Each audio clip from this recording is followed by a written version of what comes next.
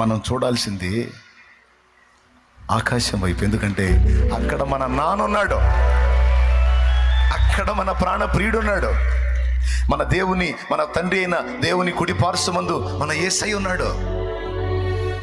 ఆయన దగ్గర సమస్తం ఉంది. ఆయన ఆకాశమందు ఉన్నాడు అంటే అర్థం ఏంటో తెలుసా? సమస్తము ఆయన పాదాల కింద ఉంది అని అర్థం. ఆయన పైన ఏది లేదు, అన్నిటి పైన ఆయన ఉన్నాడు. నీ పరిస్థితుల పైన ఆయన ఉన్నాడు, నీ అప్పుల పైన ఆయన ఉన్నాడు, నీ రోగం పైన ఆయన ఉన్నాడు, నీ శత్రువుల పైన ఆయన ఉన్నాడు, మంత్రగాళ్ళ పైన ఆయన ఉన్నాడు, మంత్రశక్తుల పైన ఆయన ఉన్నాడు, దురాత్మల పైన ఆయన ఉన్నాడు, దయ్యాల పైన ఆయన ఉన్నాడు, అన్నిటికీ పైన ఆయన ఉన్నాడు. అన్ని నామముల కంటే పై నామము నా యేసు నామము. అన్నిటికీ పైన ఉన్నాడు ఆయన. అంటే అర్థం ఏంటో తెలుసా?